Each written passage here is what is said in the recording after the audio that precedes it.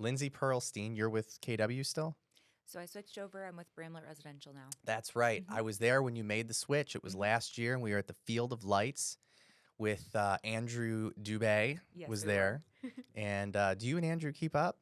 A little bit. I showed one of his listings maybe a month or so ago. Okay. You saw he was on here? I Yeah, did. he is a fun guest. And fun fact about Andrew Dubé is when he was here, those of you that are viewing, you can't see this, but the air conditioning vent is right there, and he was sitting exactly where you were sitting. And the entire time through the podcast, I couldn't help but think, he smells amazing. And I was like, dude, um, you know, for all that don't know, Andrew is the gay realtor. And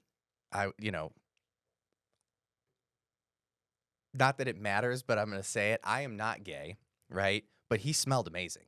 And I was like, Andrew, I don't even know any other way to say this. I just have to ask, what cologne are you wearing? Because I'm literally just going to buy it. And he told me what he was wearing, and he's like, it's my favorite cologne. And I immediately ordered it, and I have it on right now. So thank you, Andrew. Great cologne, smelling amazing. So that was when we first met, was the Field of Lights. You, Andrew, a few other people, Midtown Title. They've been on here as well. And I have been, so wanting to get you on this podcast, get in front of you. And to be honest, I'm a little starstruck, and you're like my 50th guest. That's a big deal, and I'm honored. I have been wanting to do more of this, more podcasting, and just getting in front of people, social media content, as you mentioned. And there aren't as many opportunities as you would think out there. So, unless you have your own studio or you're really investing the time and money into putting that together, it's an honor to be asked or invited to come on to something like this. Well, thank you. And the truth is I've had many people in the beginning that were like, I don't know. And then I think the number was right around 30 when people were like, okay, we see what you're doing. This is legitimate. And now it's gotten to the point where people are kind of almost reaching out to me, and they're like, can I get on here?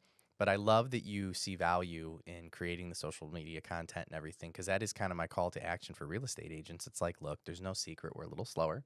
Mhm.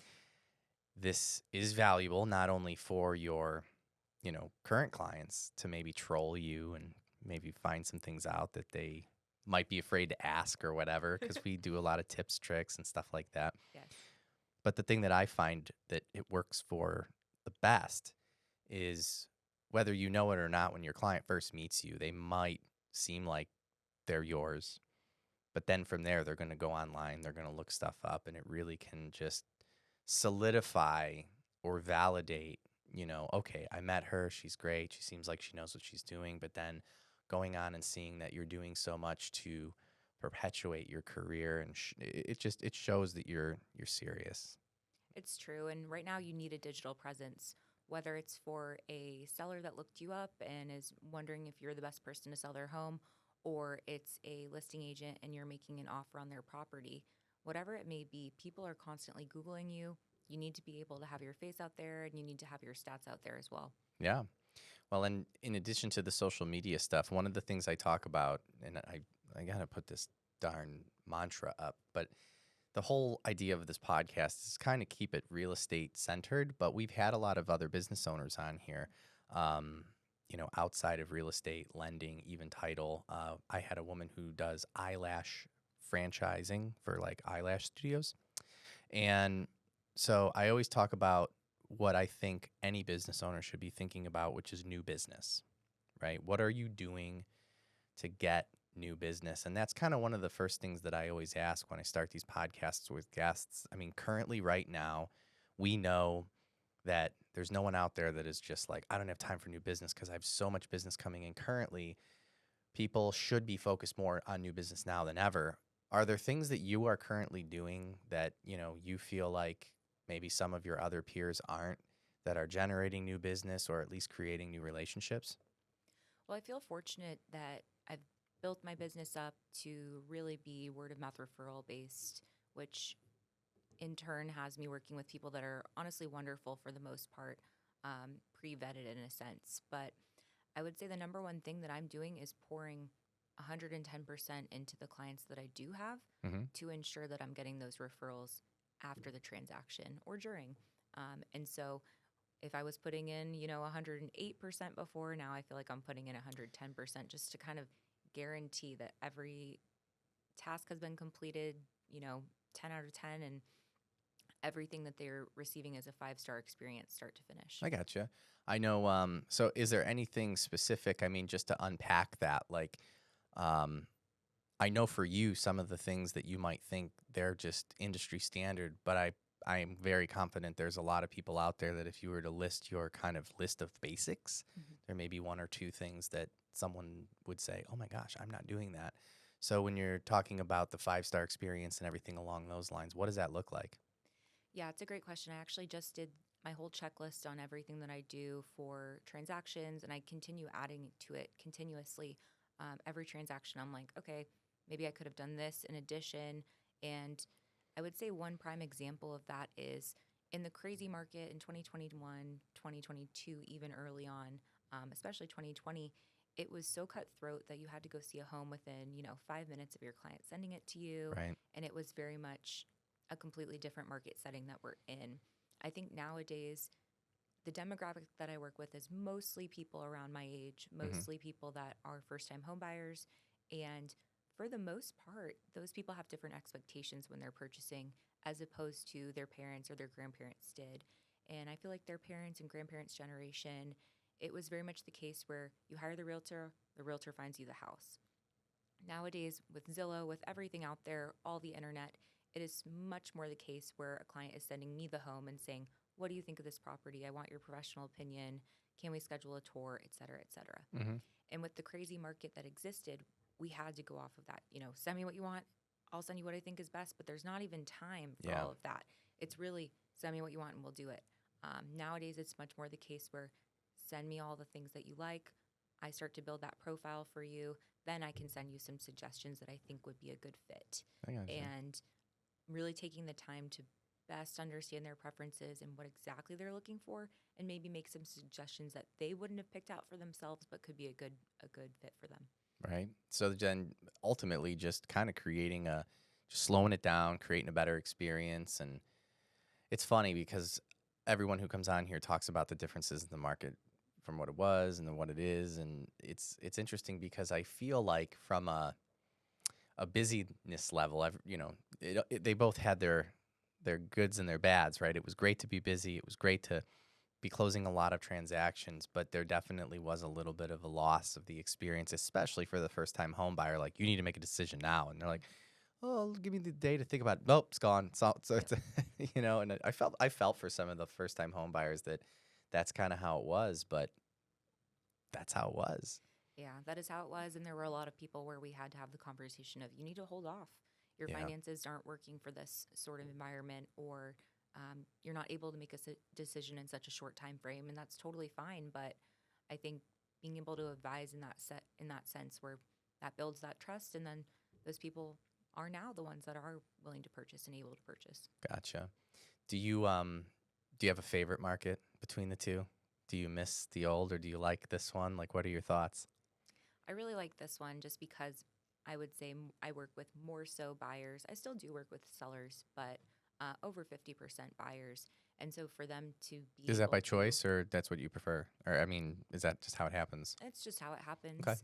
And this is much more preferable to be a buyer in this market, to get closing cost credit given to you, Mm-hmm. to be able to really negotiate the price down, to get a new roof paid for, all of these things that couldn't be the case before, that make people feel so much more comfortable moving into their first home Yeah, and much more equipped to deal with the issues that would potentially arise. sure. Is there anything that you're currently experiencing in this market right now? You mainly being a buyer's agent, first time home buyer, we covered all of that. Is there anything that you're running into on a semi regular basis that seems to be a common theme that if you could just reach out and give like a public service announcement to all of your potential buyers, is there any topic like that that you're running into? It's so interesting. It's come up a couple times in the past couple months where someone has been passively searching on Zillow or one of their apps for years, Mm-hmm. and a property comes up and they fall in love with it. And they decide, maybe I'll just reach out about this one property and see if it's affordable. Mm-hmm. They do, they realize they can afford it, and they're ready to go. It's like we haven't been out touring properties for, years together, Yep. months even, or even weeks. But they have been passively searching on Zillow for so many months themselves that they know the market, they know what they like and they don't. They found the property and they're ready to go. And I couldn't believe that. But typically with those people, we do still do due diligence. We still Sure. do go out and say, okay, given this price range in this area, here's what else you could find. Let's see the rest of the options just so you can get an idea. And every single time they've been like, nope, this is still the one. What But do at you least speculate's triggering that right now? I think honestly, it's like kind of that peer pressure mindset of I just went to my friend's housewarming party Yep. and I didn't realize it was possible for me to buy a house. But now I'm seeing my coworker just bought and everyone around me seems to be doing it. So maybe if we're all making similar salaries, I could do it too. We have talked about this on this podcast a couple different times. I'm the one that always brings it up. You are the first real estate agent to identify that. It is something I identified years ago, is that the number one thing that triggers people to buy is when a friend or family member that they feel is equal or less than them Yes. purchases a home. It's the weirdest thing, because like I'll talk to people and say, hey, let's think about your approval. Let's do this. No, I'm good. And then all of a sudden, because I ask people like, what's made you decide to buy? It's one of my kind of like, I am genuinely curious because it does open up conversation and lets me know kind of where their head's at as far as their like greater goal with purchasing. Mhm. And I can't tell you how many times I've heard like, well, I've just been thinking about it. And then my buddy bought a home and I'm like, man, if he can buy a home. And isn't that the weirdest thing that like, that's what the deciding factor was for you to like, not even pull the trigger, but to consider, right? Because on the lending side, I get to see all the, the dirty stuff. And I've never understood that, Yeah. I mean, it's with everything else. It's like one day you wake up and now everyone on your social media has a dog. And then, a couple years go by and now everyone's getting engaged. Yeah. And then another year goes by and everyone's buying a house. It's kind of like sequential in that sense. Then you have to but have children, Then some people choose to right? have children. Yep, Do you have a dog? I do. What kind of dog do you I'd have? like to say I started the trend. No, I'm just Yeah? kidding. Well, maybe. What kind of dog do you have? I have a 5-year-old German Shepherd. Nice. Mhm. I have a 9-year-old, soon to be 10, very soon, Doberman Pinscher.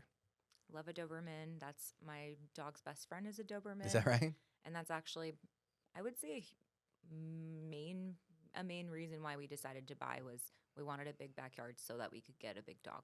I feel like you have been watching my podcast because that is the other thing I tell people. I'm like, we give spreadsheets and, all of these reasons to buy a home, and I can never convince anyone. So my new thing is don't buy a house for any, wealth or security or appreciation. Buy it for your dog. Yeah, I mean, life He changes, deserves and one. that's a big life change, bringing a pet into the family. Yeah.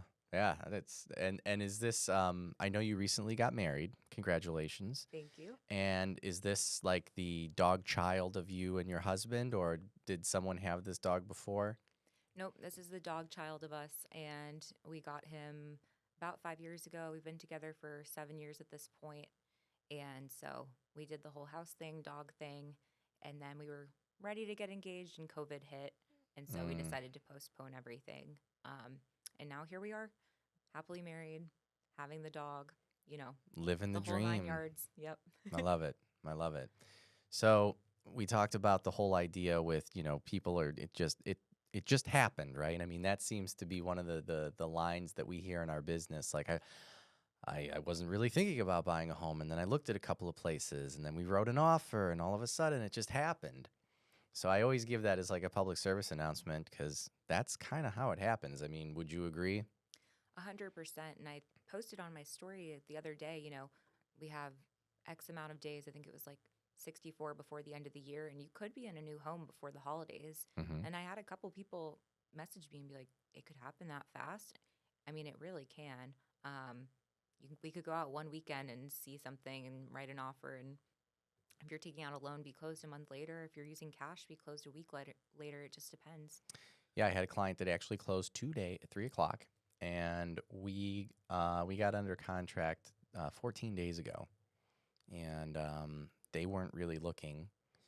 He had intentions of just renting, and obviously was in between places. Said, "What do what about this place?" We wrote an offer, we got under contract, and we closed 14 days later. So 64 days before the end of the year, you could be in a home. That is an understatement. We could get you in a home. You could sell that home and buy another home by the end of the year if you really wanted to. I mean, yeah, you could buy a dozen You properties. could buy you 2 homes, right? Yeah, there is plenty of time to still get into a home before the end of the year, which now you've got me thinking for tax purposes, that can help you for tax write-offs, because if you buy a home next year, you're going to have to wait until your 2024 taxes are done before you can get any kind of benefit from that. So buy a home before the end of the year, help yourself tax-wise. Absolutely. And just with the seasonality in the market and whatnot, the best deals are had November and December. Year after year, that's always been the case. Mm-hmm. I know last year I went under contract with someone early December for that exact reason. We ended up getting them closed in like right around Christmas, and they were able to celebrate Christmas in their new home. And it was just a beautiful thing. But that is one of the reasons that they moved forward was the taxes. When we talked about that, they said, "Hey, we want to buy something in January." I'm like, "Can we move that up 1 month?" And here's why. One day. Even, yeah. Literally, Exactly. one day. I mean, it's that. Like, he was like, well, what's one day? It's like, well, it's the difference between you getting a tax write-off in 2023 opposed to 2024. Exactly. It's thousands of dollars as opposed to the, $10 of prepaid interest. Yeah. And again, I mean, you're not going to lose money. You'll get it in 2024. So it's coming, because I always have to say that, because I have had situations where, there will be someone that will get under contract in like December 25th and ask me if we can close by the end of the year. And we'll have to say no. But the benefit is there. But why not get it now instead of later, right? Yeah, just take advantage. Any other pieces of advice you have to your buyers? I'm trying to think. I think right now I'm really just wondering with people, a lot of people are very focused on interest rate. I'm sure that you, of all people, are seeing that. And I think just advice being, okay, if it's not right now, set a mental time frame for yourself to Mm-hmm. say, will it be in 6 months? Will it be when my lease is over?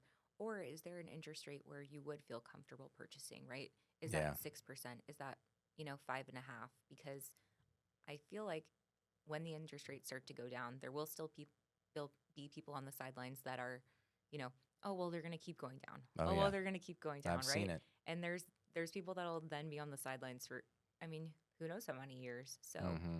I feel like make a commitment to yourself. Say, hey, at this point in time or at this rate, then I'll be willing to move forward, because otherwise, there's no right time and you'll just be scared. Yeah, we talk about timing the market a lot, and this is kind of to my point about the joke about buy a house for your dog or for your kids, because we look at charts, and I've got so many things that I can pull up that would just basically put the entire audience to sleep. But the moral of the story is that there is no timing the market. No one has a crystal ball, and it's very easy to look back and say, oh yeah, well when I bought it this time. But like we have this conversation on a semi-regular basis where I go to all of my closings, and I'd say the majority of my closings, I mean, they're happy and they're excited, but there's always this like underlying, like, did we make the right choice, right? Like, did we buy at a good time? And one of the ways that I'm always going after new business is I do semi-annual reviews. I do them every 6 months, where I reach out to clients and just say, hey, I want to go over, where you're at, and if you have any questions. And I almost never talk to a client that doesn't have a better attitude 6 months or 1 year later than they felt on the day that they bought. And especially think about 2020 and 2021. I would go to closings, and there were people that were like, I feel like I just wildly overpaid. This house didn't even appraise. That is the same client that is literally beating their chest right now, talking to their friends and family about, well, I bought in 2020 with my 2.5% interest rate. And I want to be like, motherfucker, I was there when you were signing those closing documents, and you literally had an attitude like you were just getting totally screwed. Yes, there's always that person. I love that you do those reviews. We also do real estate reviews, Mm-hmm. and we do those annually. We reach out around the closing date anniversary and Mm-hmm. just tell clients, if you'd like to meet, we'd be happy to. Some people take us up on it, some people don't. And we could go over things like the age of the systems in their home, how things are progressing, if they have a warranty that's about to expire, Mm-hmm. when to make those claims. And again, just talking to them about, how has it been going? And I've never sat in on a real estate review where someone wasn't just so happy with their home, so happy with their decision, and so happy they don't have to move, and Right. the year's been up and it's not like they have a lease that they had to worry about, and they can just kind of take a breath and say, you know what, I love it here. And majority of my clients are starting to plan for their first investment to say, okay, I'm going to now rent this out and maybe I'll move up in a couple years, and how can we kind of build that path forward together? Yeah. When you do your reviews, do you ever ask for like referrals for other professionals? Like like who's your financial advisor? Who's your CPA? Who do you use for insurance? Are those ever questions that you ask? Those are actually things that I will recommend or be Hmm. asked more than I Yeah. will ask them. We have a preferred vendors guide with Bramlette that we provide, and then I have my own kind of personal as well. And if I'm in someone's home and they have done an extensive renovation, or they have someone where I don't necessarily have a great contact in that, then I will ask them. Yeah. I'm thinking back to one previously where I was like, you know what? I could use another window person. Like, who did those? They look great. I always ask because it typically goes one of two ways. Either A, they are like, oh my God, yes, I have a rock star financial advisor. And if somebody's going to speak so highly of their financial advisor in that way, then I'm like, I need his or her contact information because I need to meet them. And that has led me to other referral business from that financial advisor. So here I reach out to the financial advisor and I'm like, hey, Bob and Jody Smith said that you are just absolutely amazing at what you do. I would love to grab coffee. And then I'm trying to basically tap into any sort of referral resources that individual has. And then on the flip side of things, kind of what you just said, where if, I'm like, no, we don't have a financial advisor. I'm like, well, guess what? Bob and Jody Smith, so like I know you've got your list. I mean, that's very important. But yeah, I would encourage just to ask, because if they're like, yeah, I've got a guy, I've especially like one of the things, and I'm going to ask you this one, but actually I'm going to start by asking you, what do you feel is your number one referral partner in regards to a type of business? Not like, oh, my past clients. Like if you had to narrow it down, is it financial advisors? Is it CPAs? What business seems to be the one that refers the most to you? It is financial advisor, Right. yes. And I don't think enough people that are around my age are actually using a financial advisor. And I always recommend that, but Mm-hmm. very few people will take me up on that, or want that recommendation or anything. And so it's interesting to see people that are, you know, not willing to trust a professional's opinion, or not willing to, Why do you think that they is? think that they can maybe do it on their own. Yeah, I that's really think that the influx of apps, that people really feel like mm-hmm.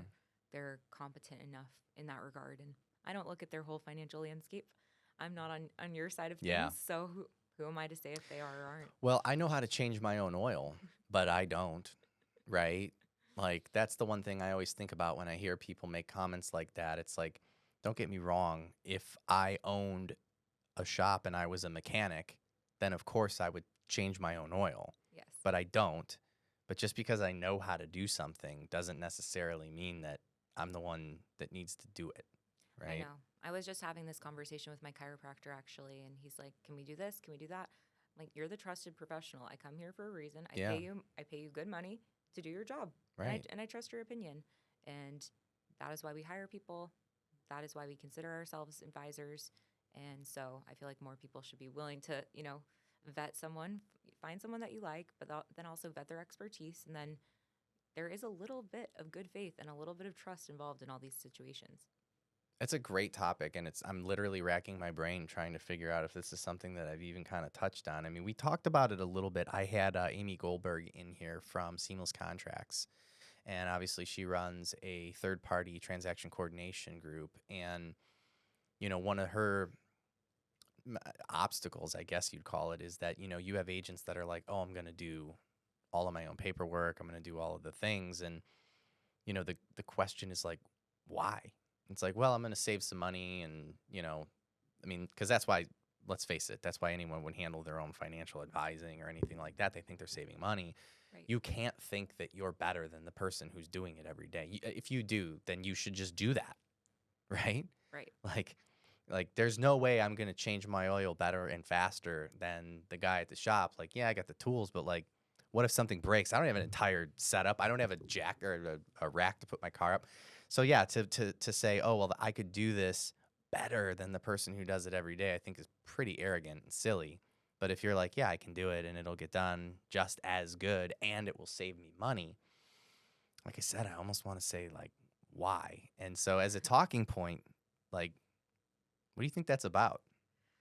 I think people have some negative experiences, truly, and I do think that maybe they can do it better than like the worst person in in that field, or Okay. a below average person. Maybe I think people have had negative experiences with realtors where they think that they're not worth what they're paying for.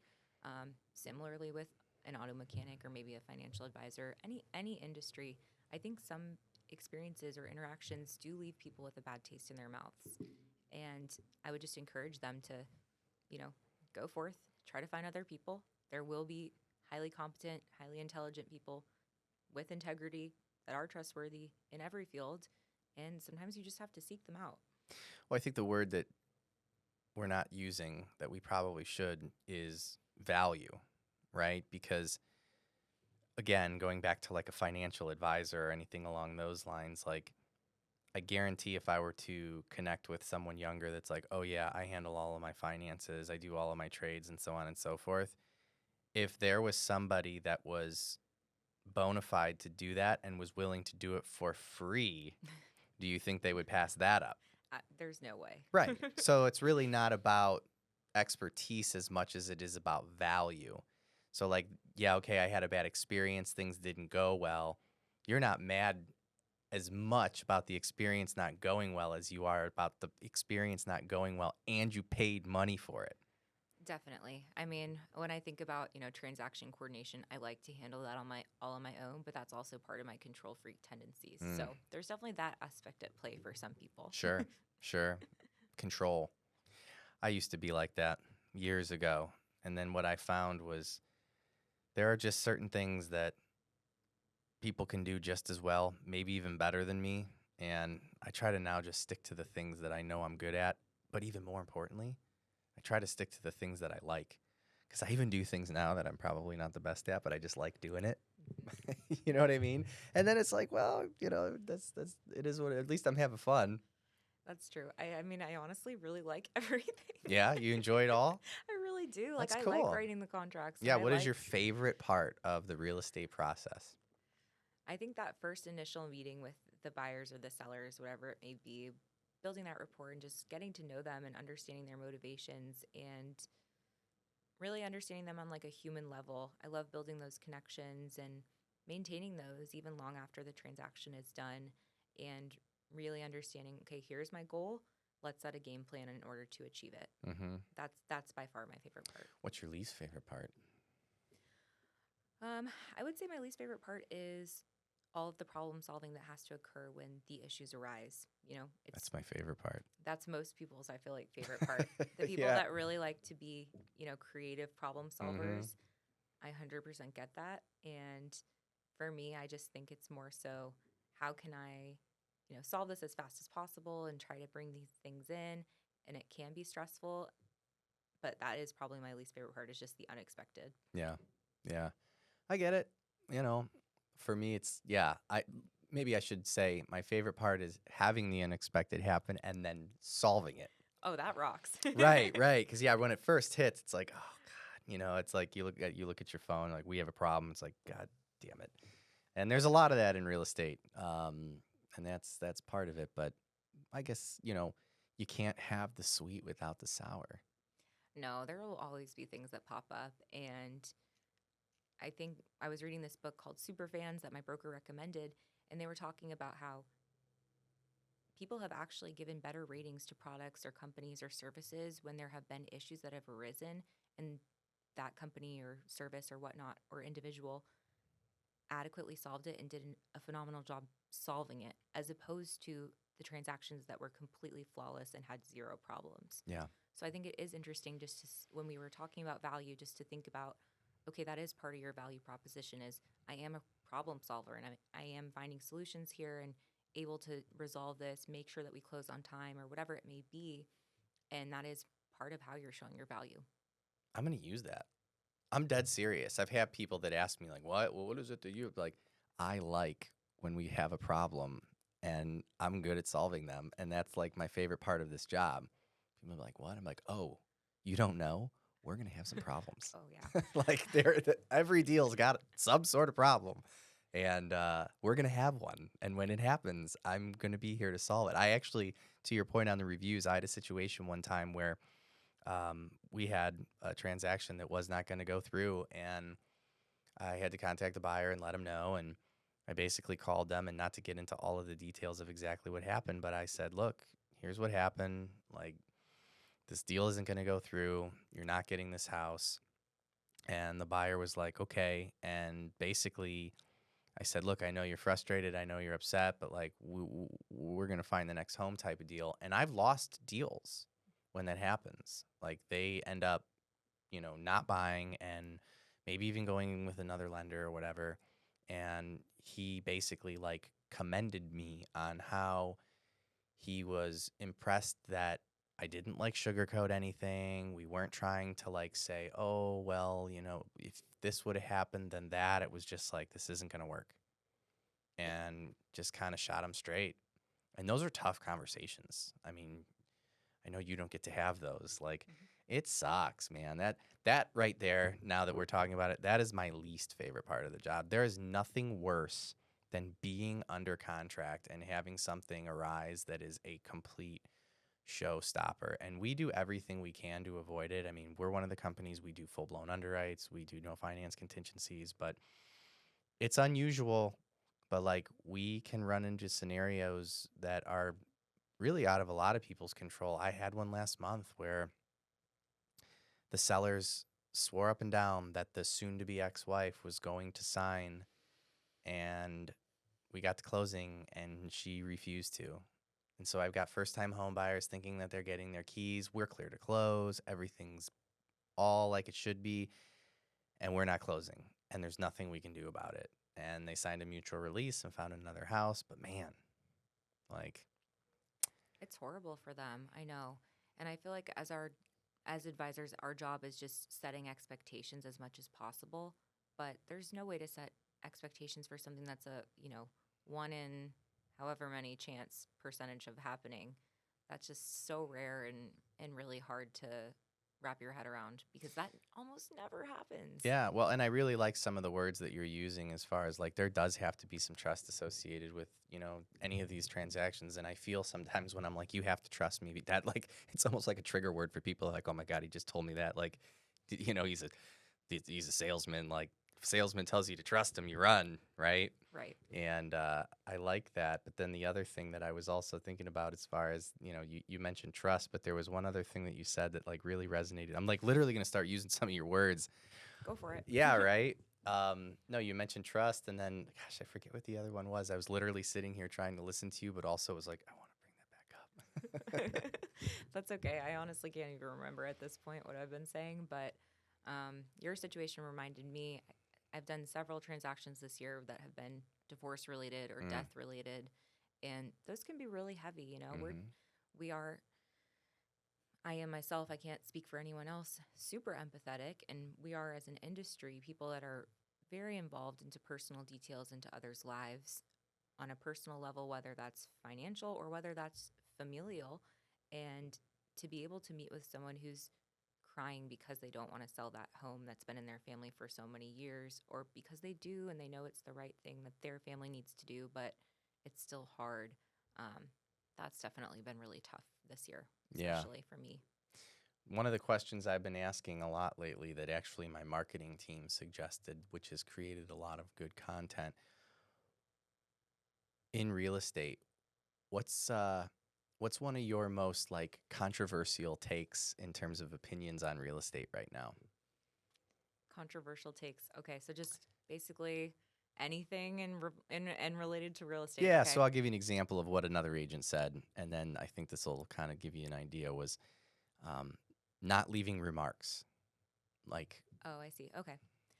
Okay, so mine's a little bit different from that. yeah. I would say one of my controversial takes is, and people that are original Austinites hate It's got to be hearing controversial. this. It has to. Yeah. I grew up in Boston, Massachusetts, Hmm. one of the most expensive real estate industries in the country. Yeah. Markets there, it's just crazy. The average, and You talking about Taxachusetts? yes, Yeah. taxes are really high. Oh Home yeah. prices are really high. Your income tax is also very high. So overall, it's a very expensive place to live. Fully recognize that. So I came into Austin, and even still, it's crazy to me what you can get 10 minutes from downtown, 20 minutes from downtown at these prices still in comparison to a Boston, a New York City, a San Francisco, a Seattle, L.A. LA, any of these markets. We're all some of the top 20 largest cities in the nation, and we're all focused around the city, and that is our central hub. Same with any of these other cities that I mentioned. And the fact that you can get a home under 500,000 in these areas is still kind of crazy. And I Hmm. fully recognize people that have been here forever that think Austin is really overpriced and so expensive now, especially if they've lived here forever, or especially if they came from another state or city that's so much cheaper. Yeah. But for me, I still feel like it's very affordable. That would be my, I'd say, biggest controversial take that not everyone would agree with. I like it. Sorry. No, no need to apologize. That's the best part of this. And I would agree with you. I mean, I come from Cleveland, Ohio, which is the exact opposite. So for me, I like doubled my, properties, but Yes. property value. But, the thing for me, I feel like in real estate, of course, I see so many transactions. I see the appraisals. I see the comparable sales. And I think that that's the one thing that the average consumer forgets is that a home is only worth what someone's willing to pay for it. Plain and simple. It doesn't matter what you think. It doesn't matter what you paid for it. It doesn't matter what the house sold for 10 years ago. You know, my girlfriend is very, very guilty of this, where she'll see a home that's listed and she'll be like, "Oh my gosh, that's crazy." And I'm like, "Why are you immediately assuming that like it's overpriced?" It's like, "Well, it seems high for the neighborhood." And I'm like, "Well, I want it to sell. It's a comp." You know what I mean? And so don't get me wrong, like if there's a house that's listed and it's been on the market for 60 days or 70 or 90 days and it hasn't sold, well, okay, now we can have that conversation, but um I've just being in this business as long as I have, and then moving from a smaller market to a bigger market, I've always just looked at it like how many days is it on the market, and if somebody's buying it, like it doesn't matter what you think. Yep. No, it doesn't. And what's nice about Texas is the land holds so much value. Hmm. So if you decided to knock that house down, you still have a huge asset there with the land, which is not the case in all these other cities or these other states Hmm. where really the house holds most of the value. I Right. remember in the crazy market with these teardowns in, you know, central Austin going for 700,000 plus, whatever it is, that's for the land. Again, it's really reassuring to know that your house could get blown over by a crazy tornado, some horrible weather incident, and you could still have this huge asset, right? Yeah. That you're sitting on. So, I mean, yeah, Ohio's kind of like that. Again, the opposite of what you're describing, where it's like a $450,000 home. Just the land is probably only worth $50 to $100,000. So it's like the value of the property is the land, mhm. and then in vice versa. We had an insurance agent on maybe a couple of weeks ago who kind of told the exact opposite, where they're like, "Yeah, we get times when we'll send over insurance quotes and insurance policies on properties, and they'll look at it and say, well, why are you only insuring this for 400,000? The house is worth $1 million." They're like, "Oh, bless your heart," right? I just had that come through my inbox today. Yeah, it's like this is what you want. You don't need to you don't want $1 million worth of coverage. Your house is only worth like 400,000. It's just in a really, really sought after part of town, and you know there's no reason for us to insure the land. What are we gonna do with it? It's Yeah. grass and dirt. Yep, exactly. I love that. See, controversial takes on real estate. Always. Well, that's the one thing I always talk about too, and especially now. And I'd love to get your opinion on this. Um, so I've talked to a lot of real estate agents, and I've been asking them, it's a little slower. Like, what's your biggest pain point, right? And I'd love for you to answer that on your own. But what I've been getting a lot of is a lot of real estate agents' biggest pain point is other real estate agents. Oh, okay. Yeah, that there's a lot of there's always a lot of emotion in these transactions, but these transactions recently seem to be a little more difficult lately. It's just a lot more like they're a lot messier, and emotions can get heightened, and real estate agents might be newer or not know what they're doing, or maybe they somehow think they're a lawyer and they're like, well, the contract, and and there just seems to be a lot more animosity between real estate agents. Um, that's just a broad stroke. I mean, I did have a realtor that was like crying to me on the phone maybe 2 months ago about all about how if the transaction doesn't go through, she needs this commission to survive. And I just thought, this is not your place to be saying this. You're Yeah. a fiduciary to your client. If this doesn't work for your client or my client, that's it. Done. Hard stop. I'm not Yeah. going to make this work just for you and, your family that you have to support. And kind of like, how dare you bring that into this? I agree. I mean, I've always said that in this business, I mean, I've been doing this for over 20 years. I've never received a steady check in over 20 years, right? And I've always told people when anyone's like, oh, I want to get into real estate, it's like, could you go 3 months without a paycheck? Or six. Or six. For many realtors. Right.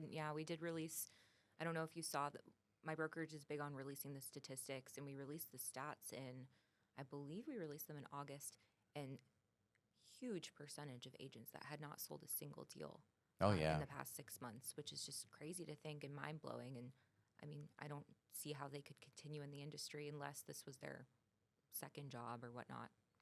Yeah, we talked about that last week, and we talk about it a lot. And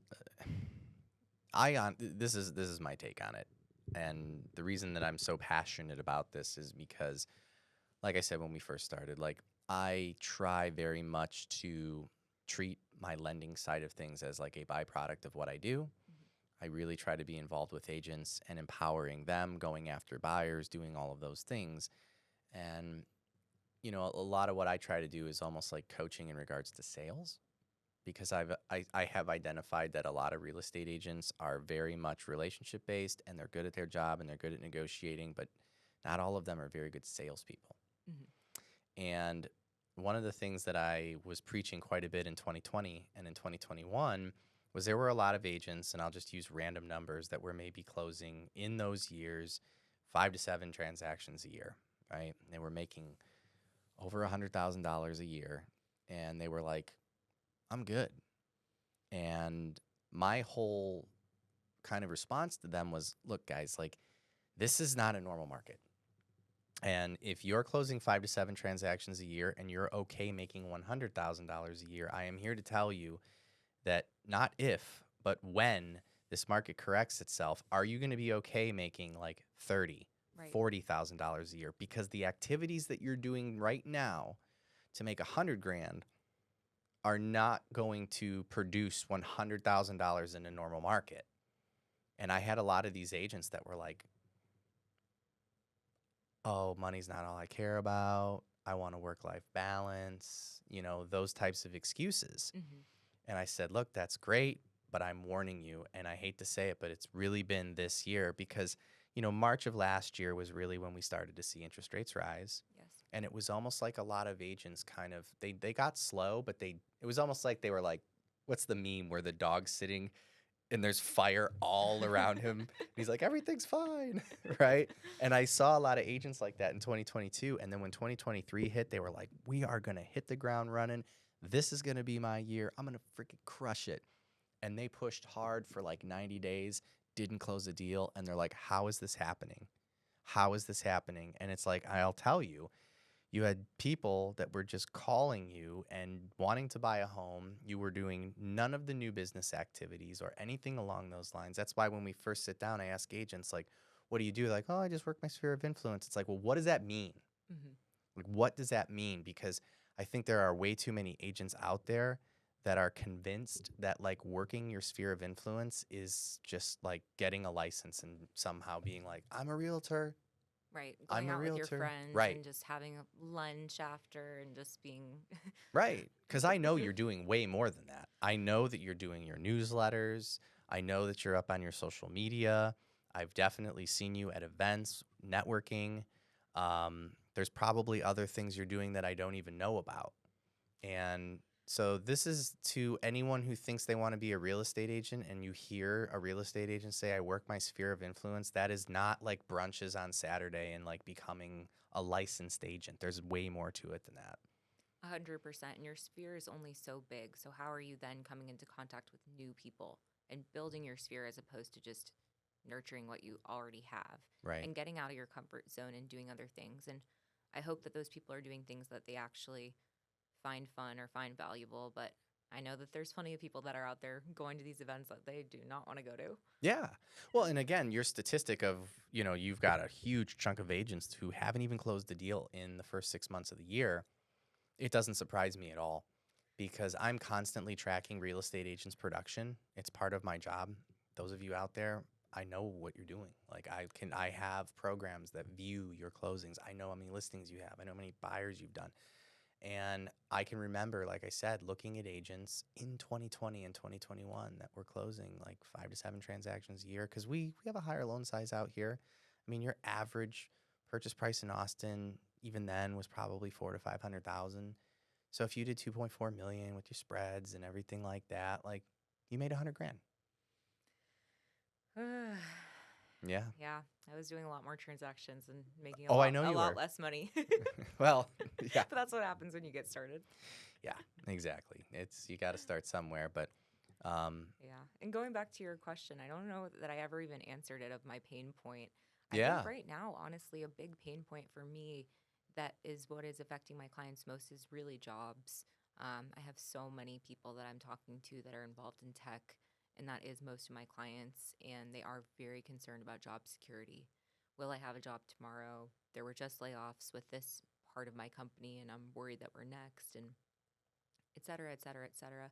So many people, kind of jumped ship in a sense and upgraded their job, upgraded their income over the past year. And unfortunately, those newer people at the company are the first ones to go. So my biggest pain point is discussing with clients and clients' concern about job, honestly, just as much as interest rate right now.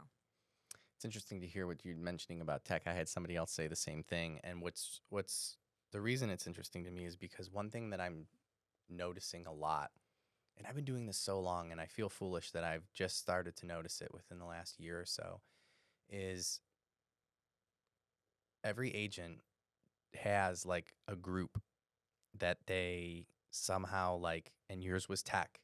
I had a woman in here a couple of episodes ago who just through conversation through the podcast had identified that like teachers, right? It's like teachers.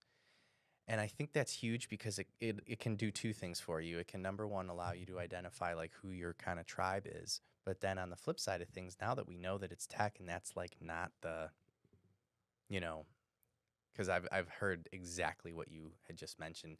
I actually heard it from a financial advisor at Edward Jones, not Mintz, but another one where they talked about the circle where there's always a job, like, because if you would have asked during the pandemic, tech people would have been like, we're crushing it. We're taking over the world. We're Yes. single-handedly building Austin, Yes. As far as the community is concerned. But at that exact same time, if you would have talked to like a restaurant owner or anybody in food services or anything that was deemed non-essential, well, they would have a very similar sort of attitude that your tech people have right now. Right. Exactly. Yeah. I would say mine is majority tech. I work with a lot of lawyers actually. Okay. Predominantly female lawyers. Mm-hmm.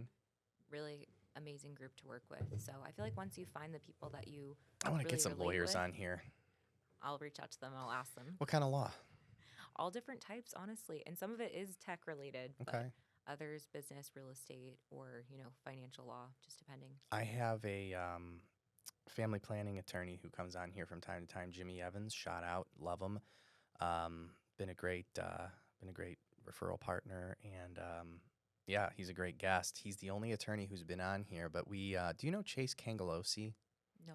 He's with All City Realty, and he and I do a monthly podcast called Market on the Rocks, where we do a podcast, but we drink and we make it more fun, and we do themes. He's bringing an attorney on, so for those of you that watch, we have an attorney coming on Market on the Rocks. Next episode, I believe, is going to be November 6th. Don't quote me on that, but we'll get more information out. But I've been wanting to get more attorneys on here, and I really do need an attorney that can handle, you know, like a real estate attorney. I've been running into to that where people have been asking me for referrals on that. So I'd love to get whoever's information you have that does it. And I'd love to get them on here. Of course, yes. We recommend Adam Pugh. He does an amazing job. He's helped multiple of my clients, and Bramlette has recommended him for many years. Mhm. So that's really nice about joining a brokerage that's local. Most of their recommendations are local people that's been Yeah. in business for 15 years that they've built strong partnerships with. It's really nice to just be able to say, okay, I know this person's been pre-vetted by all these different brokers, and they're great. Well, I'm happy to hear you're happy there because, as I said, when I first met you, very first time ever, you I were, had just switched, I think. yeah. Yeah. Do you remember? I'm just now thinking about it. Do you remember the serendipitous situation that occurred when we met? We both knew Hillary, Yes. and that But the very day that I met you, that morning, I was in a meeting with Matt Mintz, who you know. yes. And he had suggested that I reach out to Yes, you. yes, yes. Okay, now And I I remember. remembered your name. And then when we went to that event, you had introduced yourself. And I was like, oh my gosh, this is going to be the weirdest thing. But I know who you are. Yes, now I remember. Yeah, and Matt is the best. And now truly. here you are. I would love to have him on here, but there apparently is too much red tape getting someone on from Edward Jones. So if Matt were to ever come on this episode, it would just be as like a friend hanging out because he can't really. Edward Jones has basically said the only way we'll let you on a podcast is we will give you a script and you will stick to it. Maybe not the best guess then. Right. Correct. But he and I meet once a month. We're part of a little group that I call the Firm, which stands for Financial Advisor, Insurance Agent, Real Estate Agent, and Mortgage. And I encourage everyone to build themselves a little firm because it keeps you up on topics in respect to your business so that, you know, it gives you enough information to be not lethal, but know what's going on. So if a client's like, well, my insurance this, or well, my financial advisor that, you kind of know what's going on. So there's my little tip for any of you that are looking to network or anything like that, because I believe that's how you and Matt met, right? Yes, exactly. Similar situation. And I think having those counterparts that are in those fields, it's crucial. Yeah, I agree. Well, believe it or not, we've been going for an hour. Has it already been an hour? Yeah, it's 4 Oh my o'clock. gosh. How the time flies. It really does. Is there anything that you want to get out there, or any questions you have, or anything like that, real estate related, entrepreneurial related, any asks, charities, events? Well, I was at Community First Village yesterday. I know many, many realtors are a part of that. And I feel like every time I go, it really touches me in a different way. And it's just a great organization. So if you haven't been out there lately, they're now essentially doubling it in size. So Okay. highly recommend What is it? going out there. So it's basically Mobile Loaves and Fishes is a big part of it. And they build housing for those who were formerly homeless. Ah, And I've so heard it's of this. tiny homes or trailers, or just, it really depends, different living situations, and gives them a community, a family in a sense, a vastly reduced rent rate, and allows them a place to be and live and work and whatnot. Gotcha. Good stuff. Well, I end this podcast with everybody when they do it the first time the same way. Okay. So now that you're all warmed up and probably a lot less nervous and whatnot, I ask everybody just to look right into the camera, tell us who you are, what you do, and anything you want to get out to any potential buyers, sellers, or anything like that. Don't look at me. Okay, I won't. Hi, I'm Lindsey Pearlstein Smith, and I'm a realtor with Bramlette Residential Real Estate, and I'd be happy to help anyone who listens to the podcast. Feel free to reach out to me on Instagram or Facebook at Lindsey Sells Austin, Lindsey with an E, or via email. You can find me on the Bramlette Residential website. Love it. She's a natural. Good job. I don't know about all that. Thank you. You did great.